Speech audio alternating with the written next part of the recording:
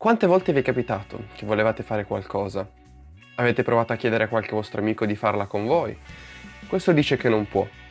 Alla fine finisce che quella cosa non la farete mai e rimanete con il rimorso di non averla fatta. Questa è la storia di quando mi capitò e riuscii a superare l'ansia di fare le cose da solo senza sentirmi sbagliato e di ascoltare me stesso. Benvenuti nel mio viaggio in giro per l'Italia.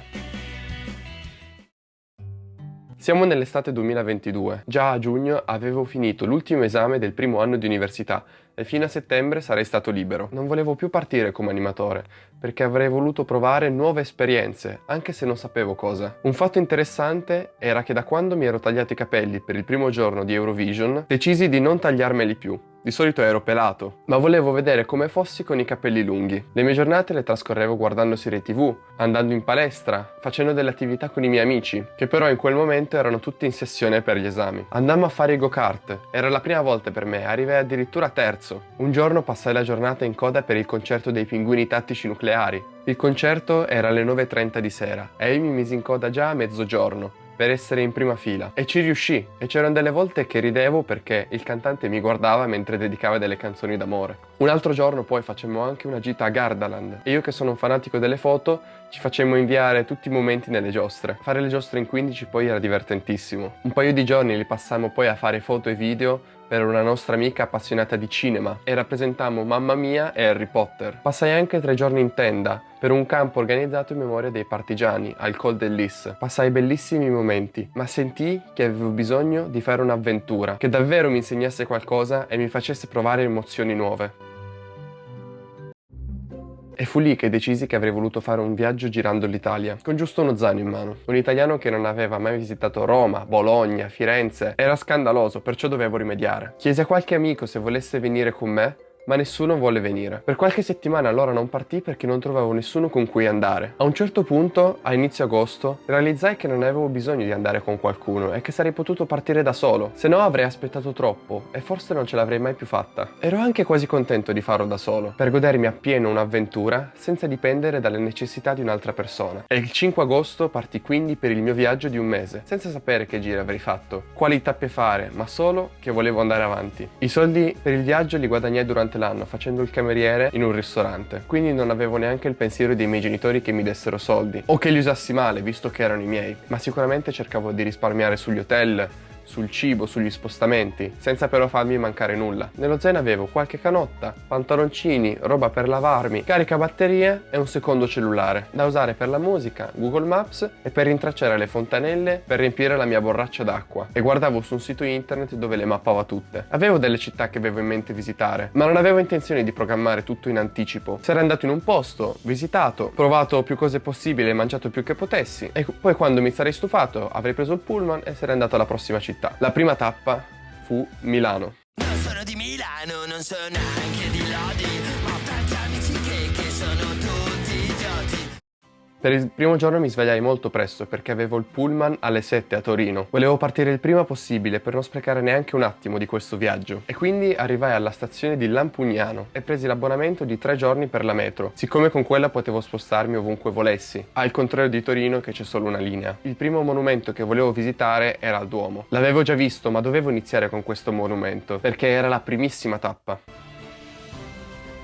Mi spostai poi a Castello Sforzesco, un punto che nei giorni successivi frequentai molto, per quando ero stanco per esempio, visto che c'erano dei puff comodissimi in cui potevo riposarmi, e perché il bagno era gratis vicino all'entrata. E dopo un piccolo riposo andai al primo di tanti musei di questo viaggio, il Museo del Novecento. Al liceo frequentai quello scientifico, ma il mio professore di arte fu uno dei professori migliori della mia vita, che ci fece appassionare della sua materia e affascinare. In questo viaggio quindi volevo vedere più cose possibili e musei che avevo studiato, anche perché da studente molte attrazioni e musei sono gratuite o che costano pochissimo. E dopo un piccolo stop per un panino presi la metro e andai a City Life, la parte più moderna di Milano. Vidi il grattacielo verde chiamato Bosco Verticale, la piazza più famosa, e poi mi spostai a visitare il cimitero monumentale, dove c'è la tomba di Manzoni.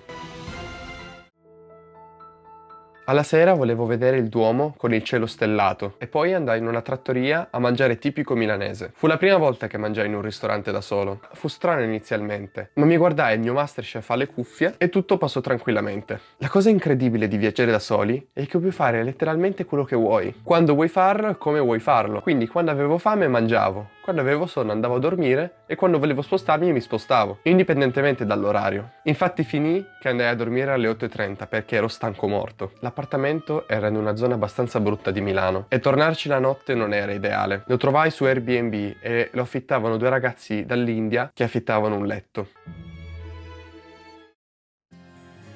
Il giorno dopo visitai altre chiese famose, come la Cerchia dei Navigli, e feci un giro anche a Chinatown, dove feci pure pranzo.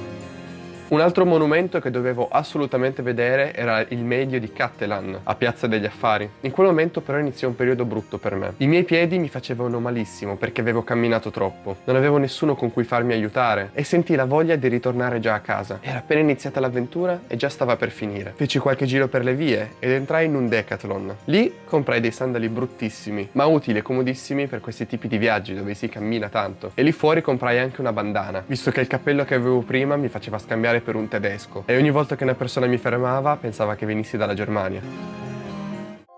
Quando misi quei sandali, la mia visione di quel viaggio cambiò radicalmente. Ero riuscito ad affrontare il mio primo vero ostacolo da solo di quel viaggio. E forse era proprio quello ciò che mi stimolò. Avevo ancora troppo l'idea di un viaggio come vacanza piuttosto che come un'avventura. Ma lì poi capii quanto poi sarebbe stato emozionante quel viaggio. Decisi quindi di prenotare il biglietto per la prossima città e sarei partito l'indomani presto. Quel giorno poi visitai dentro il Castello Sforzesco. Salì sul Duomo dove non ero mai andato. Mangiai un poké e visitai i Navigli, che di sera col tramonto erano spettacolari. Per poi andare a dormire molto presto, perché mi sarebbe aspettata un'altra giornata piena di sfide e faticosa. Questa prima tappa fu quindi già molto importante per me e non vedevo l'ora di scoprire cosa mi sarebbe aspettato nel futuro. E in più, cosa più importante, avevo iniziato a fare un selfie in ogni bagno in cui andavo, di qualunque ristorante, museo o chiesa, per poi avere a fine viaggio la compilation di tutti i bagni. Alle 6 del giorno dopo presi la metro, quando c'erano ancora i ragazzi che tornavano a casa dalla serata del giorno prima, e arrivai alla stazione San Donato, in cui presi il mio secondo pullman per la seconda città. Adesso che cammino per la strada tra i pensieri miei. Dalla stazione centrale di Bologna tutto per me era nuovo, perché non c'ero mai stato. Le strade, le architetture, le vie erano incredibili e capii allora perché dicevano che Bologna era magica. Andai a Piazza Maggiore per vedere le cose più importanti e l'ambiente era fantastico, con la gente che suonava per la strada. Visitai la chiesa della piazza, vidi il Roxy Bar e poi andai all'Osteria dell'Orsa per mangiare uno dei miei piatti preferiti, le tagliatelle alla bolognese, e ovviamente per fare la foto al bagno. Passai poi a fare il classico video sulla finestra del canale che ricorda Venezia. Dei loro guai, del loro amore, tutto so, sbagliati e no. Andai poi al museo d'arte Mambo e poi decisi di andare a posare le cose al mio Airbnb che avevo prenotato. Il problema fu che era a 3 km di distanza dal centro e farsela a piedi fu faticosissimo. Dopo che sudai sotto il sole e pusai la roba, realizzai che il mio viaggio con lo scopo di visitare il più possibile sarebbe andato in fumi perché non avevo una macchina con cui spostarmi e a piedi gli spostamenti erano troppo lunghi. A Bologna non c'erano né mezzi frequenti come a Milano o neanche una metro e quindi dovevo per forza percorrere a piedi.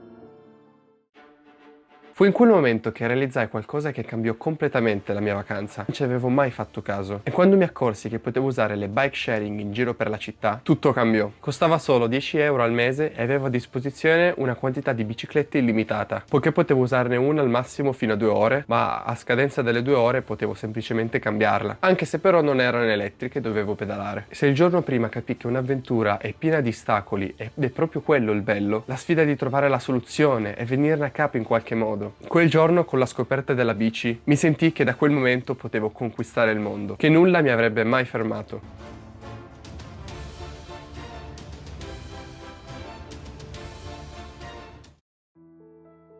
Visitai poi la Pinacoteca Nazionale di Bologna, per poi fermarmi ad un'altra osteria, per provare i tortellini in brodo, anche quel piatto uno dei miei preferiti. Mi spostai poi, sempre in bicicletta, alle due torri Garisende e degli Asinelli, per vedere il tramonto dall'alto. Fu molto faticosa farla a piedi, anche se ero in compagnia di dei turisti che la fecero insieme a me, ma in alto fu uno spettacolo incredibile.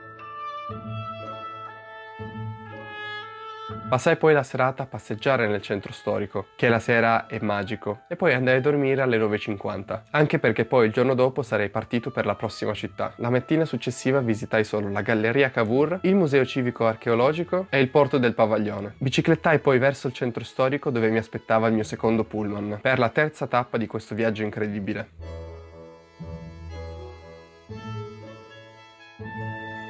Anche Bologna fu una tappa unica, che mi fece provare forti emozioni, con il picco massimo che fu quando iniziai a usare la bicicletta. Che nulla mi avrebbe mai fermato. Partii da Bologna alle 11:40 e arrivai a Firenze per le 13. Il problema è che non ero proprio nella città, ma ero a Villa Costanza, una stazione a 1 ora e mezza in bici dal centro. Fu faticosissimo, ma fu anche quello emozionante, perché con la mia bike sharing stavo attraversando i paesini vicino a Firenze, proprio come se fossero nelle campagne, e alle 15 arrivai all'ostello.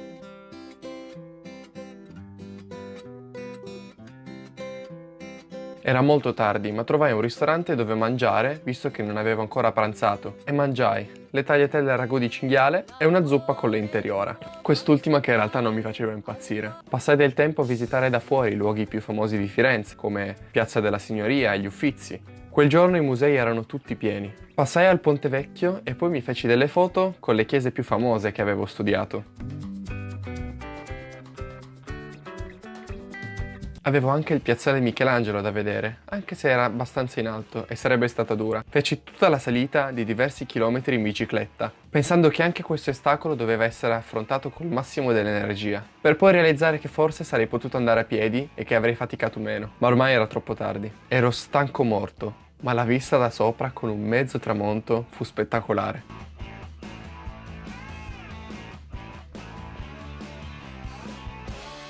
La cosa positiva fu che poi la discesa in bici fu molto rilassante e adrenalinica. Andai poi a un ristorante per provare una bistecca alla fiorentina. Passai poi per il mercato centrale di Firenze per vedere come fosse un po' la vita di sera e per farmi la foto al bagno. E poi alle 9:30 andai a dormire. Il giorno dopo feci una delle cose più incredibili di quel viaggio. Purtroppo i biglietti degli Uffizi erano terminati, ma io dovevo assolutamente entrarci. Allora andai all'entrata del museo a spiegare al controllore che avevo provato a comprare i biglietti ma che non ero riuscito. Allora lui, visto che mi vide che ero da solo, mi fece passare e comprare il biglietto alla cassa. Quando riuscii ad entrare sentì che anche quella missione ero riuscito a superarla e mi godei gli Uffizi con opere straordinarie. Dopo aver fotografato e visitato tutto il visitabile, dovevo andare alla stazione di Firenze perché mi sarei beccato con una mia amica di Siena, che aveva fatto la stagione insieme a me da animatore. Mangiammo all'Antico Vinaio, uno dei luoghi più famosi al mondo e iconici. Andammo poi al Giardino dei Boboli, perché era una bellissima giornata, e poi mangiammo anche un gelato. Quando poi lei tornò a casa, passai a un supermercato perché non avevo fame e mi presi solo un'insalata di riso. Quel momento fu l'unico del mio intero viaggio che provarono a rubare nel mio zaino, ma io mi girai e il ragazzo scappò. Andò poi a dormire incredibilmente alle 8, perché ero stanchissimo e il giorno dopo sarei partito per la nuova città. Il giorno seguente visitai la galleria dell'Accademia. Anche lì i biglietti erano sold out, ma feci la stessa tattica che feci con gli Uffizi e mi fecero entrare pagando alla cassa, per poter così ammirare il David di Michelangelo, una delle sculture che apprezzo di più. Oltre a quel museo mangiai anche un'altra focaccia all'Antico Vinaio, ma non potevo fare altro perché avevo il pullman di nuovo a Villa Costanza, avrei dovuto farmi tutto il tragitto in bici e avrei dovuto pedalare molto sotto il sole. Mi ricordo che feci 9 km al caldo e senza acqua. Lì alla stazione le bottiglie d'acqua costavano troppo e mi rifiutavo di comprarne una. La partenza era a 40 minuti, allora decisi di fare una follia, di riprendere la bici e andare alla fontanella più vicina a 3 km. La feci di corsissima e riuscii ad arrivare giusto in tempo per prendere il pullman. Anche Firenze mi lasciò un segno forte, per la bellezza delle città e della gentilezza delle persone. Il viaggio non poteva andare meglio di così.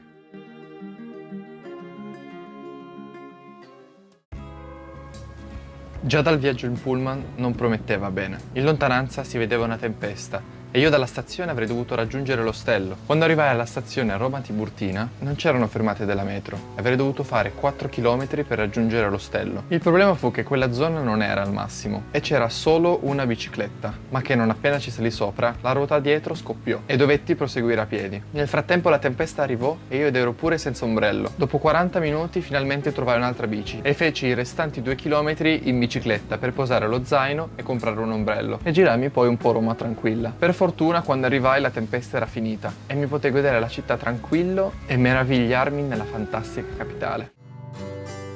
La primissima cosa che volevo assolutamente vedere era il Colosseo. Allora presi la metro, ma senza prendere l'abbonamento, perché avevo la bici. Quando salì le scale della metro, mi ricordo ancora l'emozione incredibile quando vidi il Colosseo. Era più grande, più bello di quanto mi aspettassi. Passai anche a vedere la fontana di Trevi e a lanciare una monetina dentro l'acqua. Andai poi a mangiare la mia prima carbonara nella capitale, a vedere poi il Palazzo del Quirinale, per poi andare a dormire alle 23, stanco morto. Mentre tornavo a casa, mi ricordo le strade che erano giganti. Non avevo mai visto strade così grandi, mi sembrava. Mi svegliai presto il giorno dopo per andare dritto dritto verso il Colosseo, per poi visitare il Foro Romano e il Colle Palatino. Mi sposto poi ai Musei Capitolini, alla punta di uno dei colli, e mi ricordo che ci volle parecchio perché non volevo fare la salita in bici. Qui c'era un po' la storia di Roma ed era molto interessante. Per pranzo mi incontrai poi con la mia amica Caterina, che incontrai al liceo, dato che si trovava anche lei a Roma per qualche giorno. E poi dritto dritto per un altro paese, la città del Vaticano. Anche quello tutto nuovo per me, e vederlo in TV non rende l'idea di quanto è grande e bello. Lì mi bloccarono all'ingresso perché non potevo entrare solo con una canottiera. Allora mi misi un asciugamano tipo un mantello e entrai. Forse è uno dei più grandi e più bei musei che io abbia mai visto. All'interno vidi anche una delle mie sculture preferite insieme al David di Michelangelo, ovvero il Laocoonte. La fermata dopo fu poi il Pantheon, che visitai molto velocemente perché vidi che lì fuori stavano registrando una serie TV. Allora, visto che ero solo, cercai di entrare nel set e la responsabile delle controfigure mi rimproverò, pensando che fossi un attore che dovevo stare insieme ai suoi colleghi. Allora per qualche minuto mi sedetti con i ragazzi. Avevo l'opportunità di registrare un film, ma poi me ne andai, perché non volevo creare problemi, anche se mi sarebbe piaciuto fare da figurante. Per finire la giornata andai a vedere Piazza Venezia. Il monumento era bellissimo, ma il traffico era incredibile e avevo veramente paura perché ero in bici in mezzo a tutte le altre macchine. Passai poi sul Ponte degli Angeli per vedere la scultura sulla strada di Iago e godermi un po' il panorama romano. Andai poi a mangiare in un ristorante e presi una matriciana, ma penso che il proprietario fosse mezzo calabrese perché mi riempì di anduia e alle 20:30 ero già a dormire. Il giorno dopo volevo assolutamente visitare la Galleria Borghese e quindi in sella a una bici andrai prima ai giardini per vederli e poi cercai con lo stesso modo degli Uffizi a cercare di entrare nel museo, ma purtroppo non mi fecero entrare. Riprovai anche più tardi ma senza successo, quindi alla fine di questo viaggio la Galleria Borghese è uno dei musei che mi manca dalla lista. Andai quindi a fare una passeggiata al Campo dei Fiori, che era per la strada per vedere una delle ultime cose che volevo visitare a Roma, il bar dei Cesaroni e la Garbatella. Era molto lontano dal centro e feci 18 km per raggiungerlo, ma almeno ne è valsa la pena. E infine presi il pullman per la prossima destinazione. Devo dire quest'ultima ero molto indeciso se andare. Durante il viaggio feci molte chiamate con Matteo, il mio amico dell'animazione, che in quel momento era in Grecia a lavorare ed era giusto per chiacchierare un po'. Gli confidai che non ero sicuro di andare in quel posto perché non volevo essere di intralcio o disturbare. Lui mi fece capire che non dovevo preoccuparmi perché loro sarebbero stati contentissimi di vedermi e che al massimo sarei potuto andare via quando volevo. E allora continuai il viaggio. Cambiai il pullman in Abruzzo e raggiunsi la mia prossima destinazione, Porto San Giorgio. Da Porto San Giorgio mi feci dare un passaggio dalla mia cara amica Chiara, che ancora ringrazio, e che mi portò a destinazione. Ero tornato al girasole.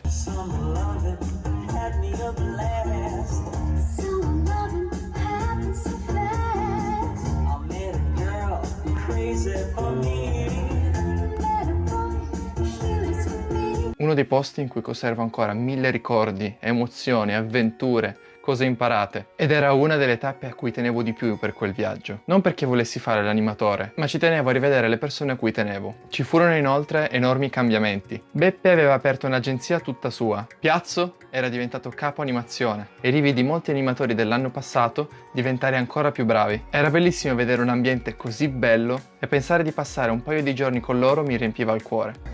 per sapere. Ho lavorato, ho fatto una cosa di cui voi non conoscete l'esistenza. Hai lavorato? Esatto, scarico merci ai mercati generali, un lavoro da uomo. Dopo il musical uscimmo e l'indomani passai la giornata con Piazzo e altri animatori che avevano il giorno libero. Andammo al centro commerciale e mi ricordo ancora la musica di sottofondo, che mi fece fare un effetto particolare. In quel momento realizzai ancora di più quello che stessi facendo in quel viaggio. Era come se fosse all'interno di un film.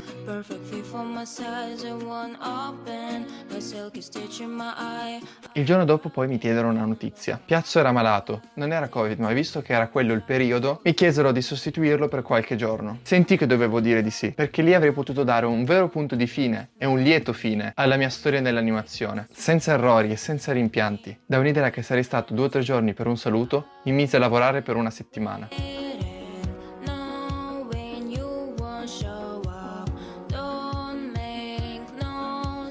Quella settimana fu fantastica, piena di gente calorosa e grazie agli anni passati andò tutto liscio. Ci fu anche una serata che come ai vecchi tempi presentai. Anche se durò poco, quei giorni furono incredibili, con persone fantastiche con cui li passai e con ricordi felici.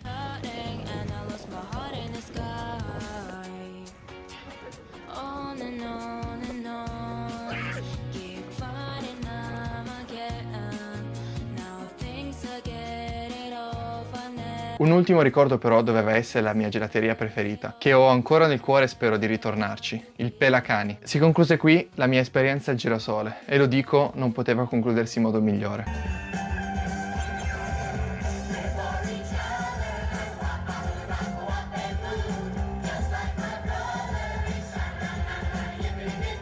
Dopo quella settimana una ragazza sarebbe tornata a Torino in macchina. Allora ho colto l'occasione per farmi dare un passaggio, così che potessi tornare a casa, fare una lavatrice e continuare il mio viaggio. Infatti 2 giorni dopo ci sarebbe stato l'aereo per la prossima destinazione a solo 18 euro, il che mi permise poi di continuare questa avventura.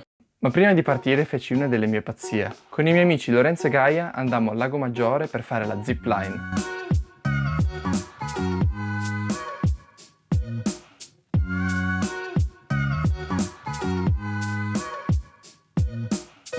Devo ammetterlo, rispetto al paracadutismo e bungee jumping, non è così pauroso, però non vuol dire che non fosse divertentissimo.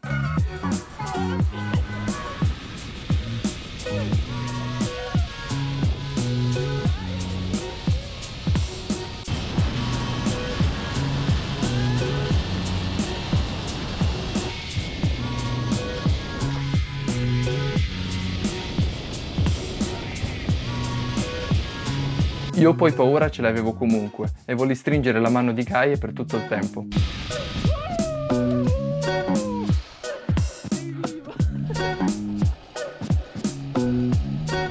A fine lancio mangiammo lì tipico della zona, quindi salumi, formaggi, carne. E poi, il giorno dopo, alle 6 del mattino, avevo già l'aereo per la mia prossima destinazione. Arrivai a Napoli in meno di 1 ora e mezza. Presi il pullman per avvicinarmi al centro e passeggiai verso il lungomare per raggiungere Piazza del Plebiscito e visitare il Grande Palazzo. E poi entrai nel vivo di Napoli, a Spaccanapoli, il quartiere più bello e iconico della città. Andai poi a visitare l'Ospedale delle Bambole, un museo per bambini ma molto inquietante.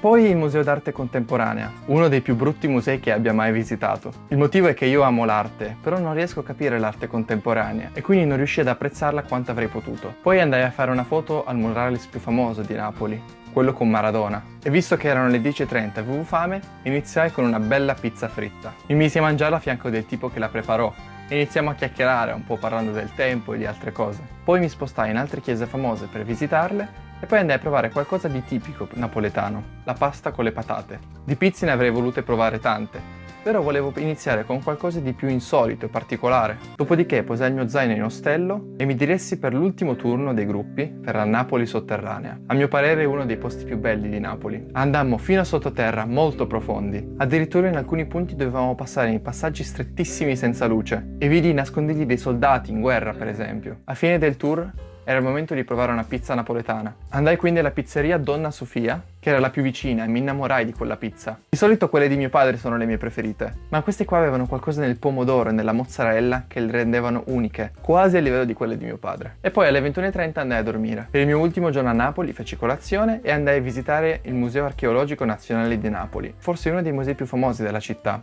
e c'era anche una sala dedicata agli anime che era molto interessante. Andai poi alla chiesa di San Domenico, con quadri e architetture molto belle, e poi volevo assolutamente vedere la fermata più famosa di Napoli e che viene considerata anche la più bella del mondo, ovvero Toledo.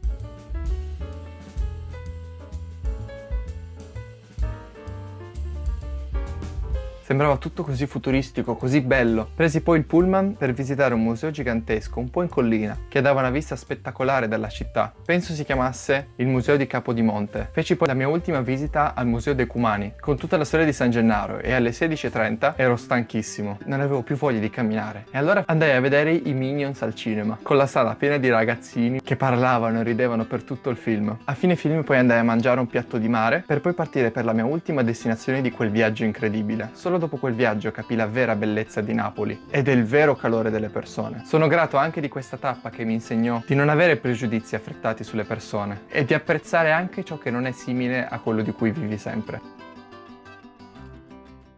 Mi feci tutta la notte in pullman e feci molta fatica a dormire, ma mi svegliai poi su un'isola. Avevamo anche preso il traghetto, ma talmente ero stanco che manco me ne ero accorto, e alle 8:15 arrivai a Palermo.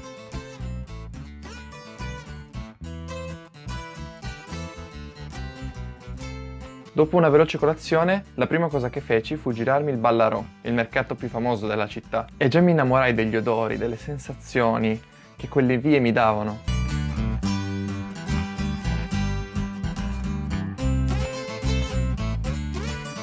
A quel punto però capii una cosa. L'intenzione di quel viaggio era fare un'avventura, uscire dalla zona di comfort e mettermi alla prova con qualcosa che non avevo mai fatto. In quel momento però era diventato tutto molto normale, come se mi fossi abituato a tutto quello e avevo ormai una mia routine, una mentalità, non avevo più grandi problemi da superare e anche un po' la voglia di tornare a casa si faceva sentire. Decisi allora che quella sarebbe stata l'ultima tappa di quell'incredibile viaggio. Ciò non volle dire però che non mi sarei goduto appieno quella città, anzi avevo in mente solo di visitare, mangiare il più possibile e incontrare una mia amica di vecchia data. Il primo stop furono i Palazzi Reali. Era gigante e che visitai per qualche ora, per poi spostarmi al Palazzo dei Normanni e vedere la vista incredibile dall'alto.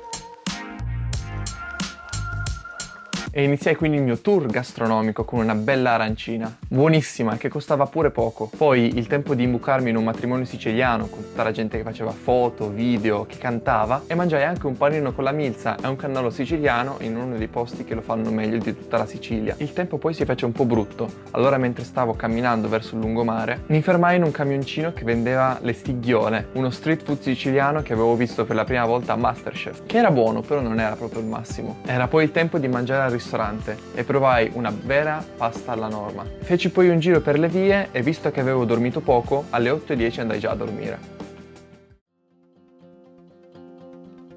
Il giorno dopo volevo andare a vedere uno dei mari più belli d'Italia, a Mondello. Presi un pullman e alla fermata mi misi a parlare con una signora per 30 minuti, a chiacchierare del tempo e farmi dare indicazioni su come raggiungere, cosa vedere, cosa mangiare.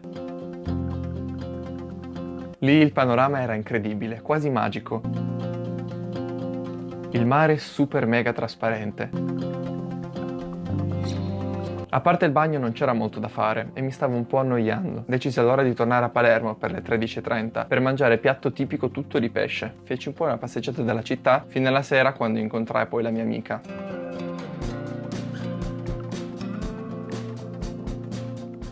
Che si era trasferita a Palermo per studiare medicina. Passammo una serata insieme e mi fece scoprire una tradizione della città d'estate, in cui nelle strade all'aperto si balla e si canta tipo discoteca.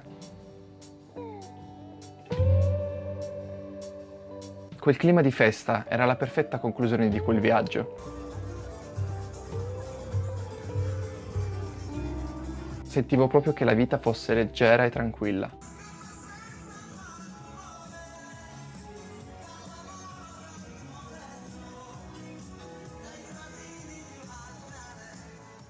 Il giorno dopo era il momento di tornare a casa, ma non sarebbe stato facile. Il pullman da 25 ore che sarebbe tornato a Torino sarebbe però partito da Catania. Allora feci la giornata a Catania per poter visitare anche quella città e provare non le arancine ma gli arancini. E lì iniziai un po' a realizzare quello che avessi fatto durante le settimane. Qualcosa di incredibile e che mi aveva fatto crescere tanto. Durante il lungo viaggio di ritorno vidi anche il passaggio in traghetto, con il mare che dava un senso di infinito.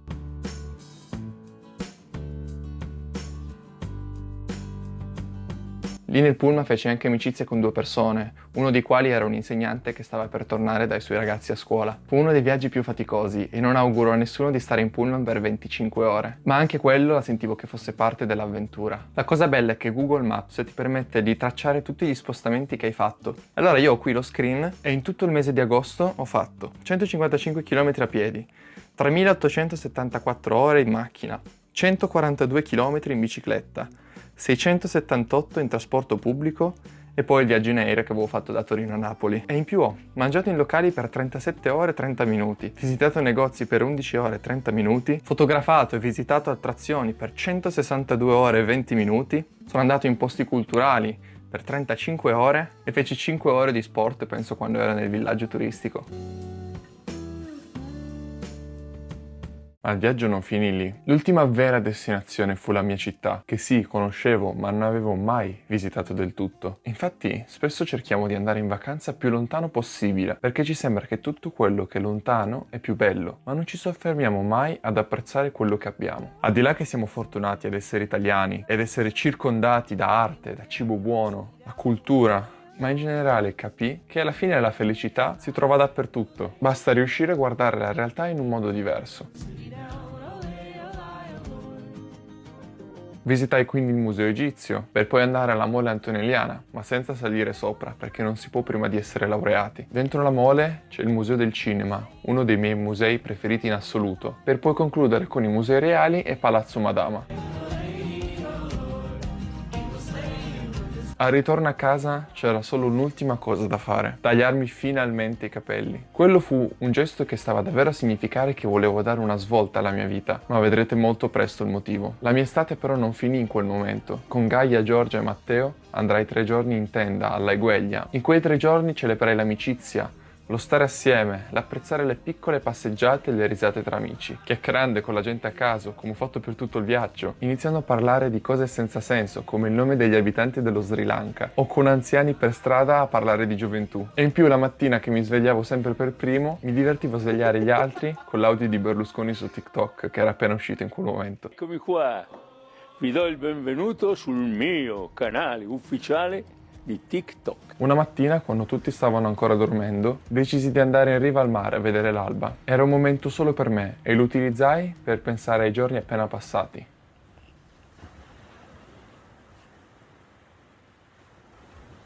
Nel profondo di questa straordinaria avventura attraverso l'Italia ho fatto una scoperta fondamentale: la potenza della solitudine nell'esplorazione di se stessi e del mondo circostante. Lungo il percorso ho capito che se avessi aspettato qualcuno che mi accompagnasse, avrei perso l'opportunità di vivere appieno ogni singolo momento, di affrontare le sfide in modo personale e di apprezzare la bellezza nella mia indipendenza. Le strade solitarie sono diventate il mio alleato e il viaggio da solo ha svelato un nuovo capitolo della mia vita. Ho imparato che la forza interiore cresce quando si cammina da soli, quando ci si confronta con l'ignoto, senza la sicurezza della compagnia. Ogni passo ha rappresentato un atto di fiducia in me stesso, un'affermazione della mia capacità di affrontare il mondo senza dipendere dagli altri. Le città affollate sono diventate laboratori sociali, dove ho sperimentato la connessione umana, senza le redini di una compagnia preesistente. Incontrare gli altri è stato un atto spontaneo, un'apertura al mondo che mi ha arricchito di una verità di esperienze e prospettive. E soprattutto ho imparato che l'assenza di un compagno di viaggio non equivale alla solitudine, ma piuttosto a una libertà rara e preziosa. Le notti sotto il cielo stellato